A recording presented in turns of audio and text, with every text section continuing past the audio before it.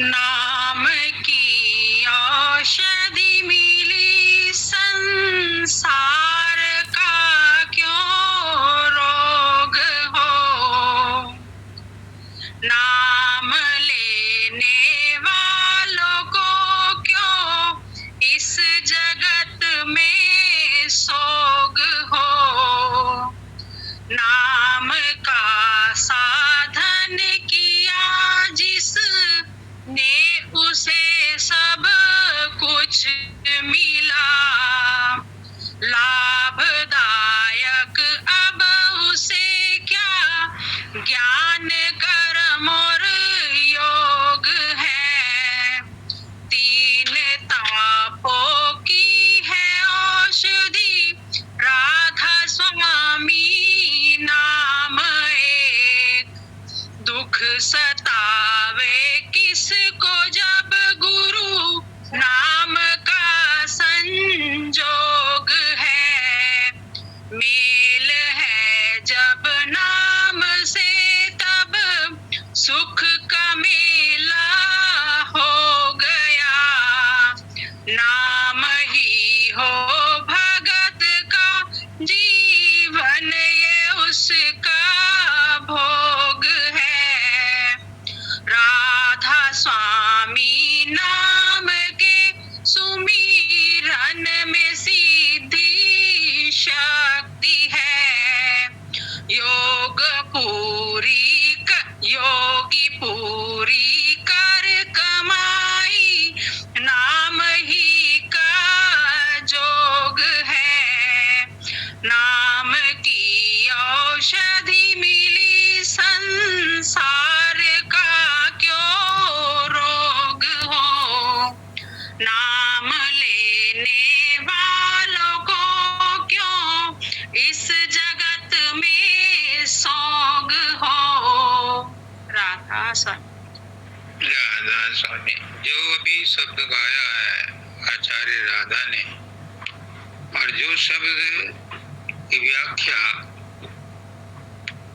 आचार्य जयसिर ने की है, गुरु नाम का ले आधार सके, ये मिलते जुलते शब्द हैं। मुझे पूरे शब्द की व्याख्या नहीं करनी, मैं सिर्फ ये बताना नहीं चाहता हूँ, समझना चाहता हूँ। मैं अपने आप को ही सत्संग दे रहा हूँ, मैं अपने आप से ही पूछता हूँ। दूसरों को ज्ञान देते देते मैं थक गया। अब मैं चाहता हूं कि मैं अपने आप को ही सत्संग दूं, अपने आप से ही पूछूं, क्या तुझे नाम मिल गया। संत मत में जैसे पुराने हकीम हुआ करते थे, तो छोटे छोटे टोटके बताते थे। एक अनार 100 बीमार। कोई कहता था 1 apple a day keep the disease away। तो ऐसे ही संत मत में कहते हैं कि जिसको नाम मिल गया उसकी सारी बीमारी दूर हो गई।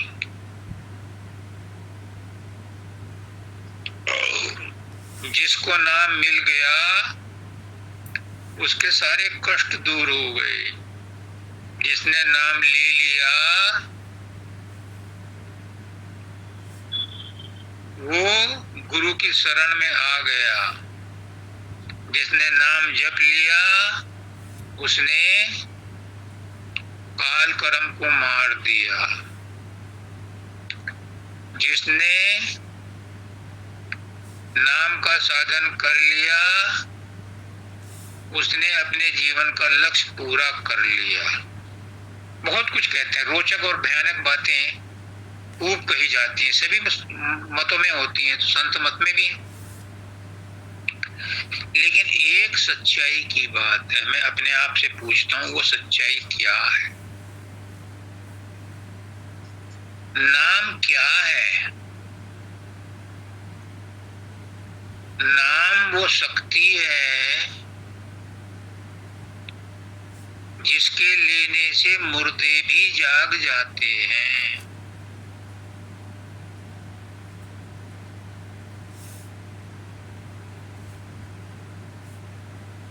निजामुद्दीन औलिया थे, उनका शिष्य था अमीर खुसरो। तो अमीर खुसरो अपने मुर्शिद से बहुत प्यार करता था, बेहद प्यार करता था।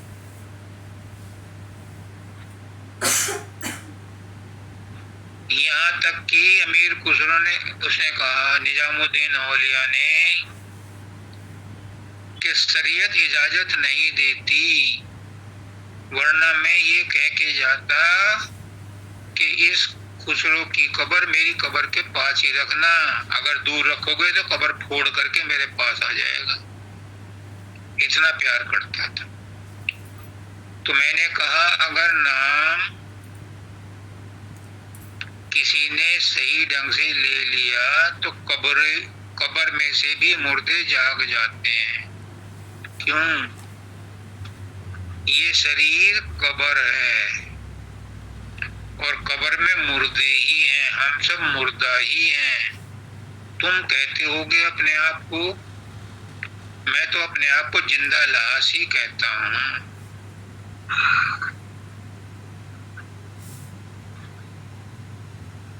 खींचा जा रहा हूँ जबरदस्ती, कोई शक्ति मुझे खींच रही है, मैं जिंदा नहीं हूँ। संत कृपाल सिंह बहुत बड़े संत हुए हैं।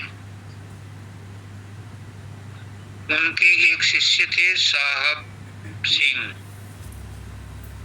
वो दोनों सत्संग देने के बाद एक दिन एक कमरे में लेटे थे, तो नींद नहीं आ रही थी। तो संत कृपाल सिंह ने पूछा, साहब सिंह,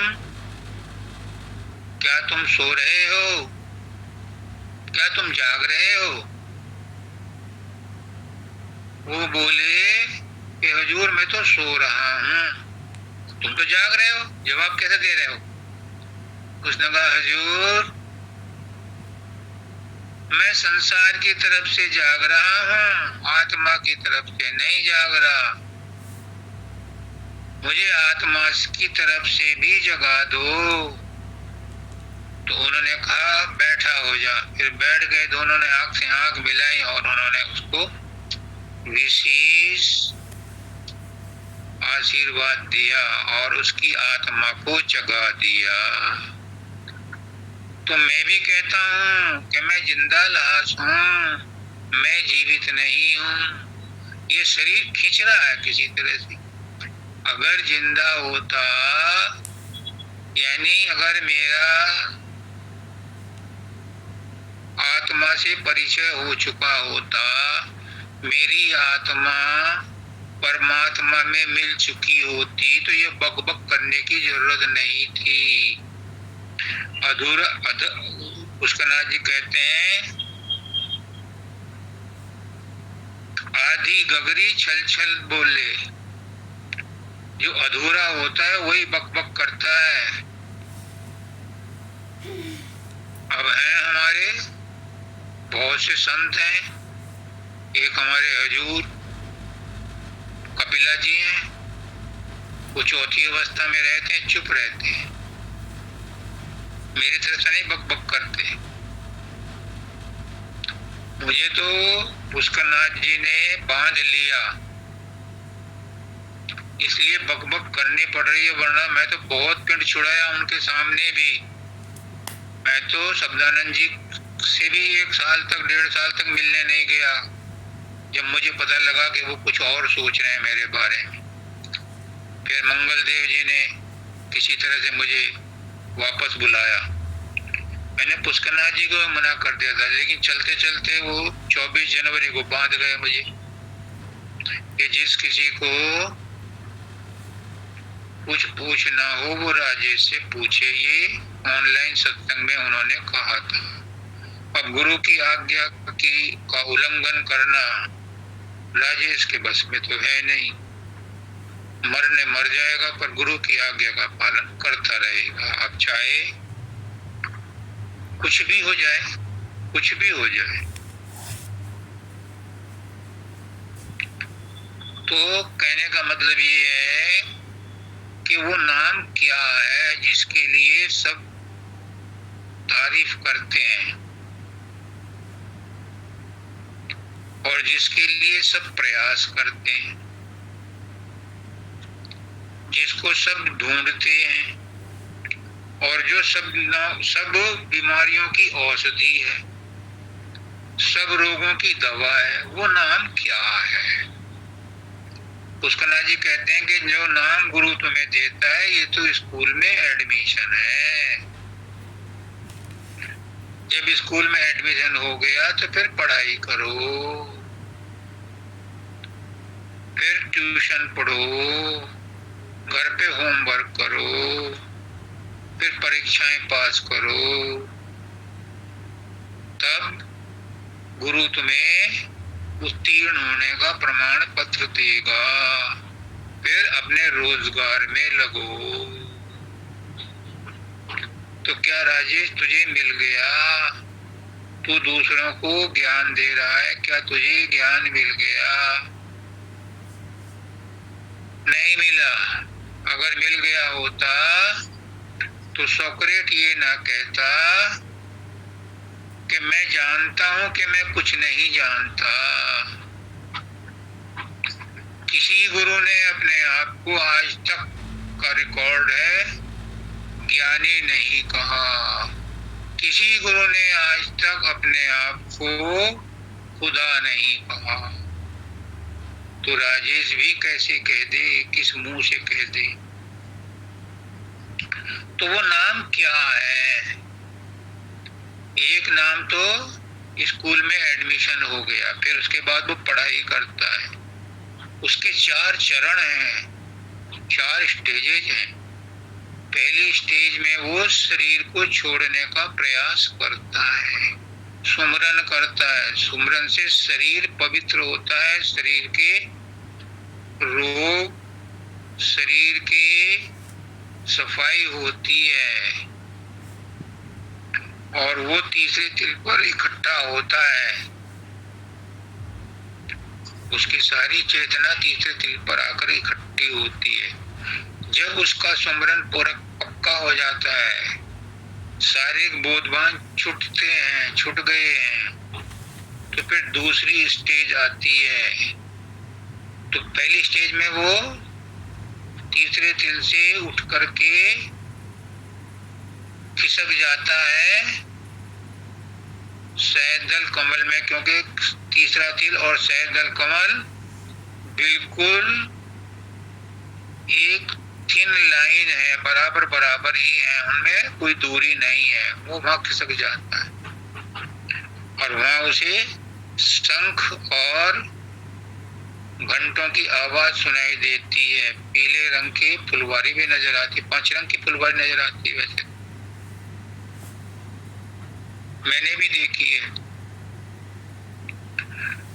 उसके बाद दूसरी क्लास में पहुंचता है, यानी दूसरी स्टेज में पहुंचता है। ये तो हाई स्कूल पास कर लिया उसने, फिर अब वो इंटर पास करेगा जब वो त्रिकुटी में पहुंचेगा। त्रिकुटी में पहुंच करके उसे गुरु का रूप दिखाई देगा, जो ब्रह्मांड का सबसे शक्तिशाली शब्द है ओंकार। वो उसे प्रकट होगा। उस ओंकार से वेद प्रकट हुए, उस ओंकार से ब्रह्म, उस ओंकार को ही ब्रह्म कहते हैं, वही उसी को ईश्वर कहते हैं। वो अपने मंडल का और पिंड देश का सर्वे सर्वा है। ये उसे सेकंड स्टेज में इंटरमीडिएट पास करने के बाद मिल जाता है। तीसरी स्टेज में वो 10वां द्वार पार करके, यानी ग्रेजुएट होकर के जब वो भंवर गुफा में आता है तो वहां दूसरा महान शक्तिशाली शब्द मिलता है, सोहम।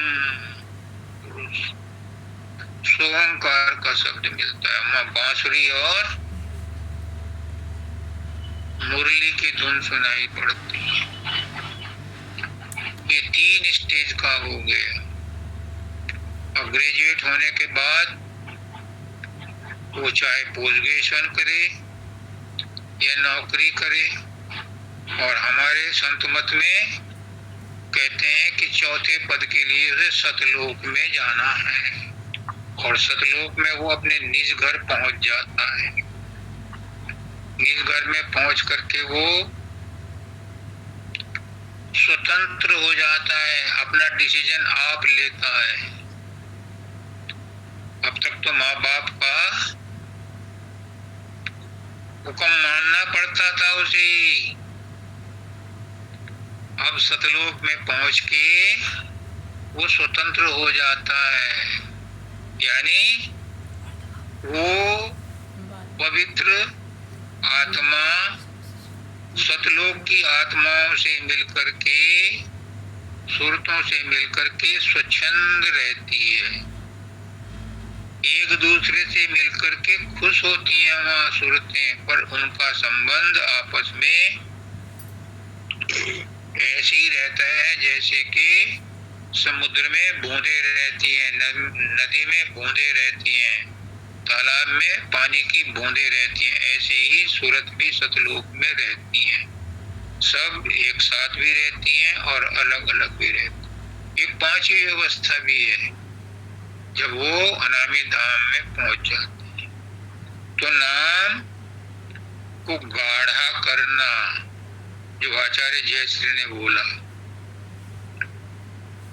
कि ये नाम को गाढ़ा करना पहली स्टेज और दूसरी स्टेज में लागू होता है। जब वो दूसरी स्टेज पार कर लेता है तो नाम तो अपने आप ही उसके अंदर प्रकट हो जाता है तीसरी स्टेज में, और चौथी में तो वो नाम में मिल जाता है। नाम रहे चौथे पद माही, ये ढूंढे त्रिलोकी माही। तो नाम तो चौथी अवस्था में सतलोक में ही मिलता है। नीचे तो उनका जिक्र होता है, और जिक्र होता है जब कयामत का तेरे जलवों की याद आती है। तो नीचे जब नाम का जिक्र होता है तो कौन से जलवों की याद आती है? वो उन्हीं जलवों की याद आती है जहां से हम आए थे। हम उसी देश के वासी हैं, हम चौथे देश के ही वासी हैं, तो वही याद आती है हमें।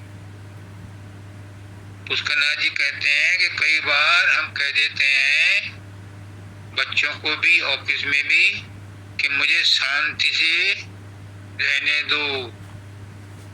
पहले बादशाह भी कहते थे तखलिया, यानी सब दूर हो जाओ, छोड़ दो मुझे अकेला। क्यों? क्योंकि हम उस देश के वासी हैं जहाँ पर शांति ही शांति है, आनंद ही आनंद है, संतोष ही संतोष है, प्रेम ही प्रेम है। हम उस देश से आए हैं, उस देश के स्वाद हमें पता है, बच्चे को पता है, पहले जन्मों का अनुभव है, इसलिए वो पैदा होते ही इंसान का बच्चा नहीं, जानवरों के बच्चे भी पहले से एक्सपीरियंस्ड हैं। जंगलों में कौन उन्हें माँ का दूध पिलाने के लिए कह के आता है या उनको माँ का दूध पिलवाता है?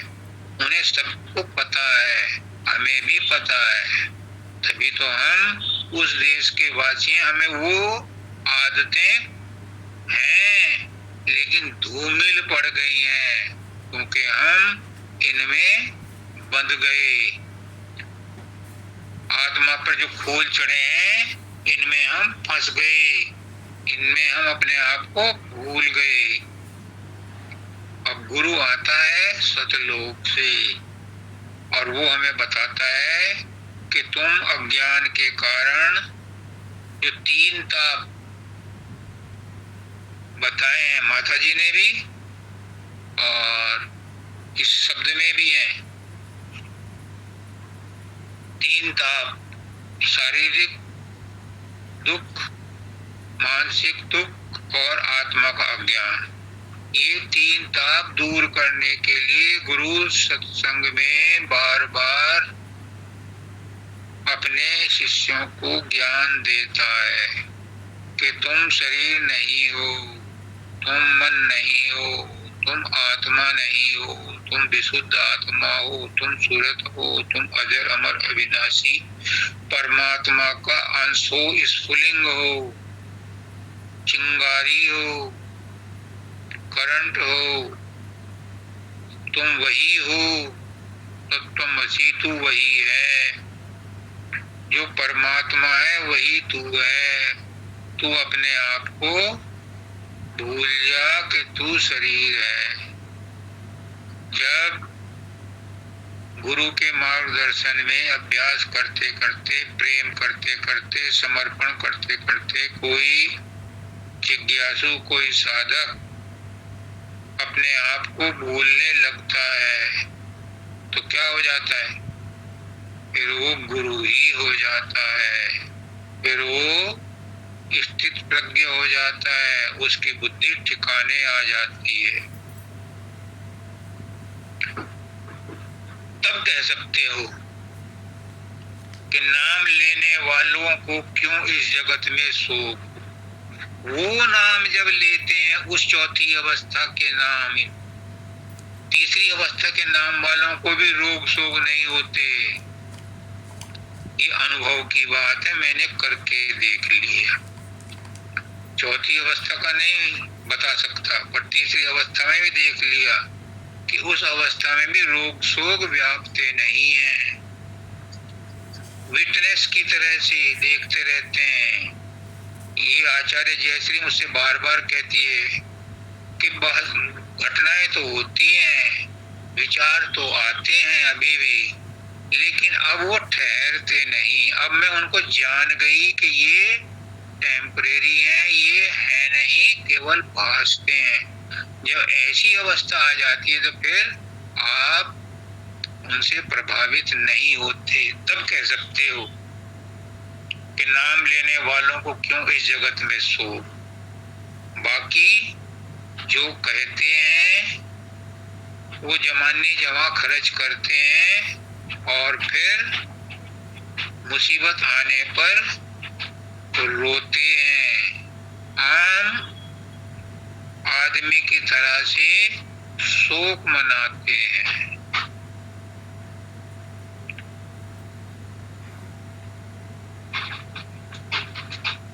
आगे देखो, 3 तापों की है औषधि राधा स्वामी नाम एक। तो ये राधा स्वामी नाम क्या है? देखो, राधा स्वामी नाम निज नाम है। राधा स्वामी नाम किसी का धरा हुआ नाम नहीं है। राधा स्वामी नाम ओरिजिनल नाम है। जैसे ब्रह्मांड का नाम ओम है, ओंकार है, ये किसी का धरा हुआ नहीं है। ओंकार के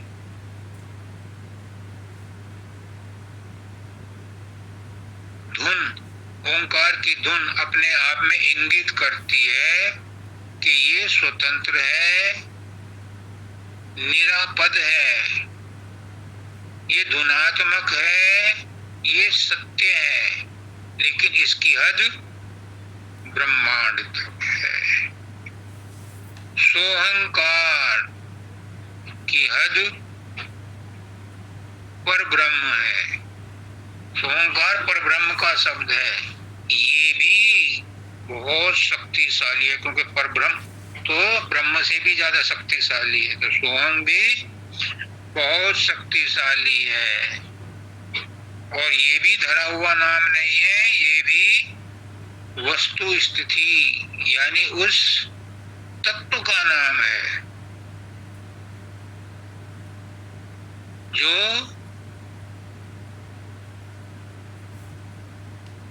परात्पर ब्रह्म है।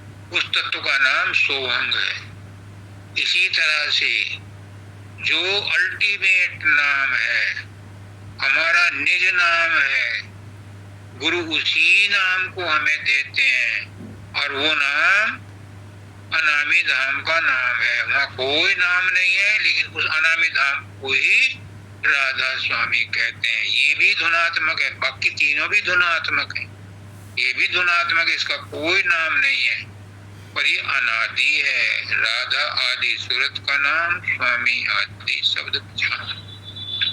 स्वामी शब्द है, शब्द का भंडार है, और राधा उसकी किरण है। तो ये नाम राधा स्वामी जो है, ये अनादि है, अनंत है, धुनात्मक है। वर्णात्मक तो सभी कुछ है, लेकिन ये अपने आप में धुनात्मक है। ये धुन से पहचाना जाता है। इसकी धुन ऐसी है कि उसे सुन करके पता लगता है कि ये क्या चीज है। तो राधा स्वामी नाम एक है। उस एक ने ही कहा मैं एक से अनेक हो जाऊं, और उसी से सारी सृष्टि निकली, परब्रह्म निकला। सत पहले तो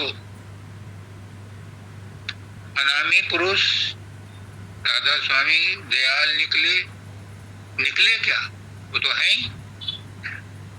फिर उसके बाद अलग अगम की रचना हुई, फिर सतलोक की रचना हुई, उसके बाद परब्रह्म की रचना हुई, फिर ब्रह्मांड की रचना हुई, पिंड देश की रचना हुई। तो वो राधा स्वामी एक ही है। ब्रह्म तो ब्रह्मांड में जितने ब्रह्मांड है उतने ही ब्रह्म है, और ब्रह्म भी इतने ही होंगे। जितने ब्रह्मांड होंगे उनका परब्रह्म भी उतने ही होंगे, पर राधा स्वामी तो एक ही है। तो राधा स्वामी नाम एक, वो एक ही नाम है, उसी से सब कुछ निकला है। अब वो कहते हैं संत तुलसीदास जी कि जब अयोध्या में बालकांड में जिक्र आया है कि काकभुजंडी जी राम के साथ खेल रहे थे कौवा बन करके, तो कभी आगे आते, कभी पीछे आते, कभी उनका खाना छीन लेते, कभी मतलब शैतानी कर रहे थे। शैतानी क्या, मस्ती ले रहे थे अपने मालिक के साथ। तो उसे सबक सिखाने के लिए रामचंद्र जी ने उसे अपने अंदर सांस खींची और अंदर ब्रह्मांड में पहुंचा दिया। तो वहां उसने देखा कि अनेक ब्रह्मांड हैं और सबके अलग अलग वो है, ब्रह्म है, अलग अलग विष्णु हैं, अलग अलग शंकर हैं, लेकिन उन सब के बीच में परब्रह्म एक ही है। तो जब वो ब्रह्म और परब्रह्म एक कह सकते हैं, तो उसी हिसाब से स्वामी जी महाराज ने कहा है कि इस तमाम रचना का जो राधा स्वामी धाम है, केंद्र है, वो राधा स्वामी एक अकेला ही है। वो कहीं नहीं आता जाता, वो कुछ नहीं करता, वो कूटस्थ है, वो अव्यक्त है, वो अनामी है। सारा धंधा उसकी मौज से नीचे के सरकार करती है, जो सरकारें चुन रखी हैं वो करती हैं। आगे है दुख सतावे किसको जब गुरु का संजोग हो। जब सतगुरु मिल जाता है तो फिर दुख सुख नहीं सताते, क्योंकि गुरु उसको पहले ही हकीकत बता देता है। फिर उसका एक फायदा होता है उसे सत्संगी। मेरे गुरु ने पुष्करनाथ जी ने कहा कोरोना के टाइम में कि तुम सरकार का आदेश मानो, डॉक्टर की सलाह मानो, प्रिकॉशंस लो, लेकिन इस कोरोना से मत डरो, क्योंकि ये भी उसी मालिक की मौज से आई है, उसी ने पैदा की है और वही इसका तोड़ भी निकाल लेगा। उन्होंने कहा कि मैंने इतने सत्संग दिए हैं, तुम्हें मृत्यु का डर खत्म कर दिया है। तो गुरु के संग में जो सत्संग में आता है उसे मृत्यु का डर खत्म हो जाता है। अगर किसी को मृत्यु का डर खत्म नहीं हुआ है, समझ लो उसने सत्संग अटेंड ही नहीं किए, सत्संग की बात को समझा ही नहीं, उसने गुरु धारण ही नहीं किया, गुरु धारण करके भी वो निगुरा है। अगर उसे मृत्यु का भय खत्म नहीं हुआ तो उसका गुरु धारण करना ना करना बराबर है। गुरु कहता है तुम शरीर हो ही नहीं, मृत्यु तो शरीर की होती है, तुम मन हो ही नहीं, दुख तकलीफ तो मन को होती है, तुम तो अजर अमर अविनाशी सर्वव्यापक सर्वशक्तिमान आत्मा हो। ना कहीं आती है आत्मा, ना जाती है आत्मा, तो सर्वज्ञ है, सर्वव्यापक है। जो गुरु की इस बात को मान लेता है, कहते हैं गुरु मेरी बात को मान ले, जान ले, पहचान ले, तू अपने आप को पहचान ले। अरे मरकज़े आलम में तो ये बात मेरी मान ले, तुम मरकज़े आलम हो, तुम सब परमात्मा हो, तुम सब राधा स्वामी दयाल हो, क्योंकि वो सब के अंदर बैठा हुआ है। लेकिन अभी तुम अनभिज्ञ हो, अभी तुम अनजान हो, अभी तुम अज्ञान में हो, इसलिए अपने आप को मरणशील मान रहे हो, मृत्यु से डर रहे हो। मैं रोज कहता हूँ, और रोज नहीं, दिन में 10-20 बार कहता हूँ कि वो मृत्यु जब तुझे आना हो आ जा। मैंने संसार का सारा काम पूरा कर लिया, जो मेरे नाम ड्यूटी थी वो पूरी हो गई है, मुझे जल्दी नहीं है, पर जब तेरा टाइम हो तू ले जा। मुझे इस शरीर से अब कोई लगाव नहीं है, मुझे इससे कोई नफरत भी नहीं है, क्योंकि इसने बहुत काम किया है, बहुत समय से मेरे साथ है, लेकिन मुझे इससे लगाव भी नहीं है। तो जो गुरु का नाम लेता है, गुरु की बात को समझता है, गुरु के मार्ग पर चलता है, जिसको नाम का पता चल गया, जो नाम में रहता है, उसे किसी चीज से आसक्ति नहीं रहती, उसे किसी चीज से मोह ममता नहीं रहती, उसका संसार में कुछ भी अपना नहीं रहता, संसार फीका लगने लगता है। उसे संसार छोड़ते हुए कतई भी डर भय संकोच नहीं होता। क्यों? क्योंकि जब उसको पता लग गया कि मेरा इस संसार में कुछ भी नहीं है और शरीर छोड़ते हुए मुझे कुछ भी नहीं छोड़ना है, तो उसे कौन रोक सकता है? एक छोटा सा दोहा है, चाह गई चिंता मिटी मनवा बेपरवाह, और जिसको कछु न चाहिए वो शान के साथ। जब किसी को कुछ चाहिए ही नहीं तो उसका कोई क्या बिगाड़ेगा? बिगाड़ेगा तो उसका जिसको कुछ चाहिए, और जिसको कुछ चाहिए ही नहीं उसका कोई क्या बिगाड़ेगा? और संसार बिगाड़ेगा तो शरीर का बिगाड़ेगा, इस मन का बिगाड़ेगा। मैं तो शरीर भी नहीं हूँ, मन भी नहीं हूँ, तो मेरा कोई क्या बिगाड़ सकता है? मेरी आत्मा तक तो किसी की हिम्मत ही नहीं है कि कोई पहुंच सके। बड़े मुश्किल से मैं ही अपनी आत्मा के पास अभी पूरी तरह नहीं पहुंचा हूं, लेकिन हाँ, मुझे अपनी आत्मा का पता धीरे धीरे चल गया है। तो दूसरा कोई मेरी आत्मा को टच कैसे कर सकता है? किसी की हिम्मत नहीं है। आपकी भी आत्मा आपकी अपनी है, और वो आपकी भी नहीं है, वो भी सार्वजनिक है, वो भी परमात्मा की है, सबकी है। लेकिन आपको अपने आप को पहचानना है। जब आप अपने आप को पहचान जाओगे तो विशाल दृष्टि हो जाएगी।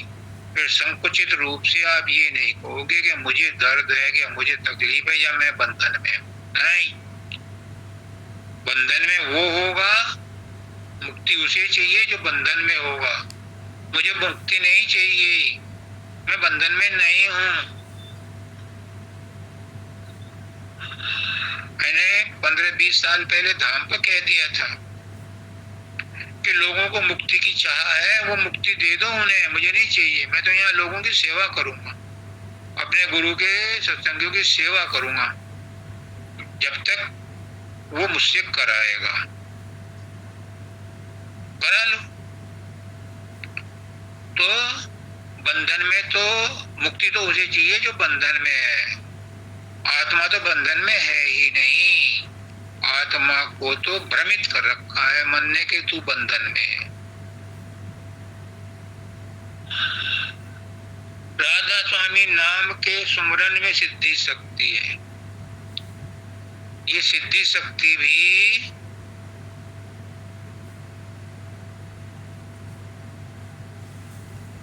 बाबा शब्दानंद जी कहते हैं शैतान की टट्टी है। सिद्धि शक्ति में जो फंस गया उसकी आगे की प्रगति रुक जाती है, वो सतलोक नहीं पहुंच पाता। लेकिन राधा स्वामी नाम से मिलता सब कुछ है। जिसको जो चाहिए भक्ति करके सब कुछ मिल जाता है। राधा स्वामी नाम की करो या किसी भी नाम की करो, सब नाम उसी के हैं और कोई नाम उसका नहीं है। लेकिन ये अंतिम नाम है। तो जो सिद्धि शक्ति में फंस गया, देखो एक बात बता दो, आज से नहीं 83-84 में ही मानव दयाल जी ने कह दिया था कि राजेश के मुंह से जो आशीर्वाद किसके लिए निकल जाएगा वो पूरा हो जाएगा। मैं उसमें फंसा ही नहीं। एक लड़के को कहा था, उसका अपॉइंटमेंट हो गया था, फिर मैंने कान पकड़ लिया, तोबा तोबा, मैं नहीं कहूंगा, अपनी शक्ति क्यों खराब कर। मानव दयाल जी ने कहा कि तूने बाप की दौलत लुटा दी, यही लिखा है लेटर में, मेरे पास पड़ा है। तूने बाप की दौलत लुटा दी, बड़ा अच्छा किया, उसका काम हो जाएगा। तो मैंने सोचा कि बाप की दौलत मैं क्यों लुटाऊं, फैलाऊंगा बाप की दौलत को, लुटाऊंगा नहीं, फैलाऊंगा। वो फैला रहा हूं। तो सिद्धि शक्ति सुमरन में है। राधा स्वामी नाम के सुमरन में सिद्धि शक्ति है। लेकिन सुमरन तो इस उद्देश्य के लिए नहीं किया जाता कि सिद्धि शक्ति प्राप्त हो। सुमरन तो इसलिए किया जाता है कि हमें चौथी अवस्था मिल जाए। समझो मेरी बात को, ये बड़े कांटे की बात है, ये छिपी हुई है इसमें। सदगुरु की बात को सदगुरु ही समझ करके व्याख्या कर सकता है, नहीं तो अर्थ का अनर्थ कर लेते हैं। अब कोई कहने लगे राधा नाम से तो सिद्धि शक्ति मिलती है, लेकिन राधा स्वामी नाम से बहुत और कुछ भी मिलता है। राधा स्वामी नाम से सिद्धि शक्ति मिलती है, लेकिन राधा नाम से तो कुछ और भी मिल, अगर सिद्धि शक्ति में ही रह गए, मानव दयाल जी कहते हैं, मैं तो उन्हीं का गुण गाऊंगा, क्योंकि उन्होंने मुझे संत मत में लाए, मेरा जन्म हुआ, उन्होंने मुझे दुजन्मा बनाया, तो मेरे इष्ट हैं।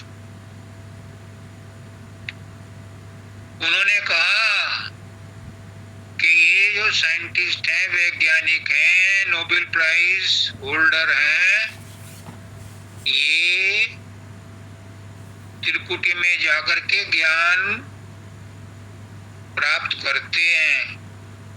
जिसको ज्ञान चाहिए वो त्रिकुटी में जाए, और ये अपनी खोज करते करते बेसुध हो जाते हैं, बेखबर हो जाते हैं, और तब इनके अंदर ज्ञान पैदा होता है, जिसे ये संसार को प्रकट करके नोबेल प्राइज जीतते हैं। एक आइंस्टीन ऐसा था जिसने कहा कि कोई ताकत तो है जो ये सब करा रही है, इससे आगे भी कुछ है, और वो आगे ढूंढने के लिए रविंद्रनाथ टैगोर से मिला आइंस्टीन। उनसे भेद लिया उपनिषद, उसने जर्मन भाषा में, फ्रेंच भाषा में ट्रांसलेट करी हुई पढ़ी, उसे ज्ञान हुआ। वो मानता है कि हाँ, परमात्मा नाम की कोई चीज है, मैं परमात्मा पर विश्वास करता हूं। तो महाराज जी कहते हैं, अगर उन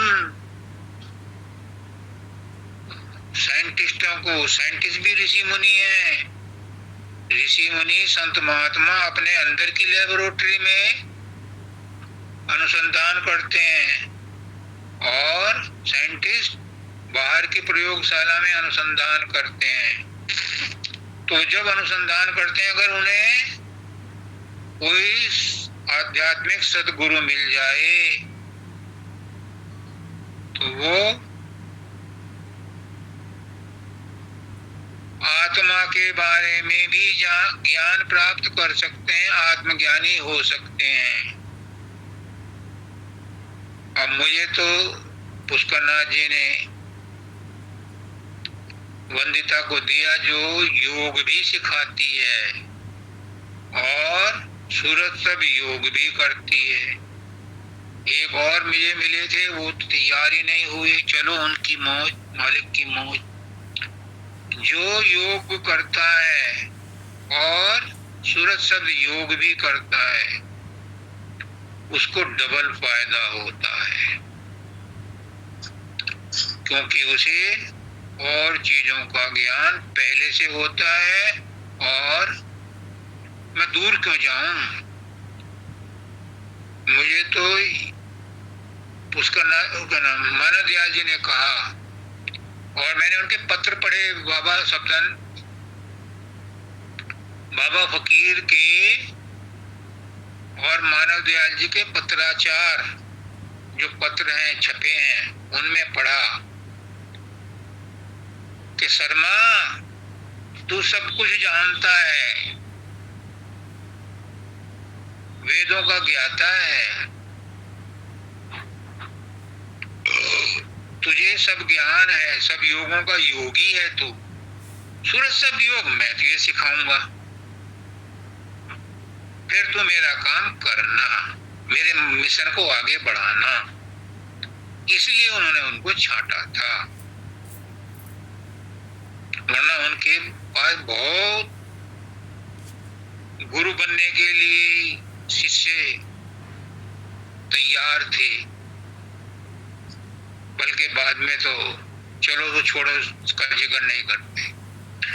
कहने का मतलब ये है कि बाबा फकीर बाबा ने उनको इसलिए चुना कि वो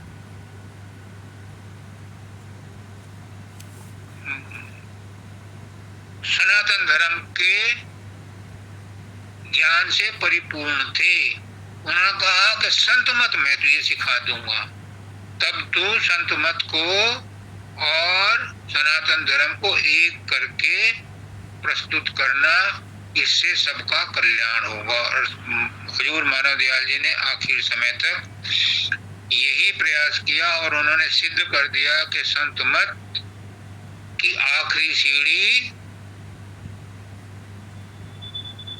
सनातन धर्म की आखिरी सीढ़ी संत मत है। तो भाइयों बहनों माताओं बच्चों बुजुर्गों, मैं भी यही कहता हूं कि अगर किसी को अध्यात्म में या आध्यात्मिक मार्ग पर चलना है तो पहले वो सनातन धर्म के सिद्धांतों को जान ले, पहले वो मनुष्य और मानवता के सिद्धांतों पर चलना सीख ले, तभी वो आध्यात्मिकता के मार्ग पर चल सकता है।